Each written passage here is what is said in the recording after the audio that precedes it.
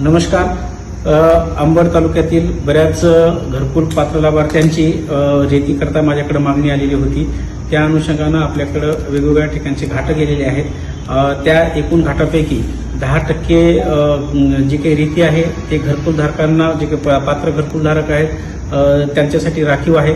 आपल्याकडे मोठ्या प्रमाणात घरकुलधारक आहेत, परंतु त्या प्रमाणामध्ये जे काही आपल्याकडे वाळूघाट आहे त्याची 10% म्हणजे जवळपास 4000 ब्रास आपल्याकडं रेती 4000पेक्षा जास्त आहे, परंतु ती रेती आपल्याला उपलब्ध आहे, ती देता येते.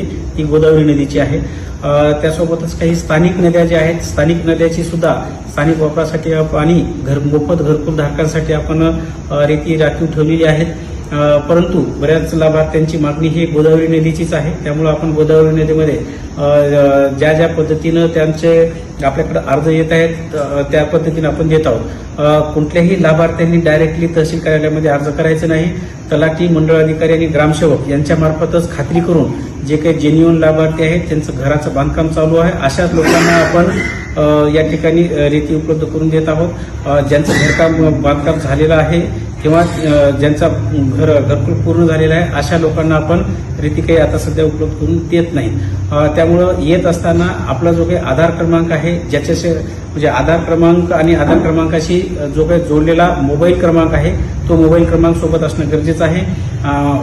ऑनलाईन आपण ज्यावेळेस त्यांचं नाव रजिस्टर करू त्यावेळेस OTP लागतं आणि OTP देऊनच त्या ठिकाणी त्याची ETP म्हणजे झिरो रॉयल्टी त्या ठिकाणी आपण देतो आणि वाहतूक पास आपण त्यांना देत असतो.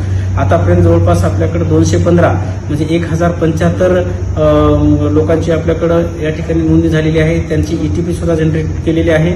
आम्ही त्या तलाठ्यामार्फत आणि ग्रामसेवकामार्फत त्यांची नावे सुद्धा आम्ही गावात पाठवणार आहोत.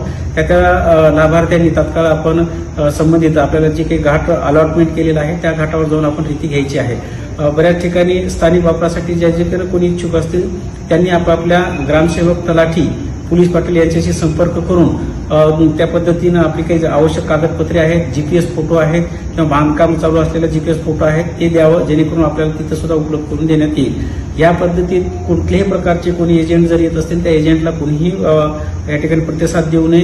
कुठल्याही प्रकारे जर एजंट असतील तर त्याची तक्रार माझ्याकडे गोपनीयरित्या करू शकतात. आपण त्यांच्यावरती कारवाई करत आहोत. त्यामुळे जी काही शासनामार्फत मोफत घरकुलधारकांना रेती देणं अपेक्षित आहे ते देण्यासाठी आम्ही तहसील कार्यालय कटिबद्ध आहे. त्यासोबतच जे काही शासकीय घाट आहेत त्या घाटावर सुद्धा आपल्याला रेती उपलब्ध करून देऊ शकतो. त्यानंतर जे काही स्थानिक वापरासाठी एखाद्याला जर रेती पाहिजे असेल त्यांनी सुद्धा आपण जे काही आहे ते शासकीय दराप्रमाणे त्यांनी पैसे भरायचे. त्यांना स्थानिक वापरासाठी सुद्धा आम्ही रेती उपलब्ध करून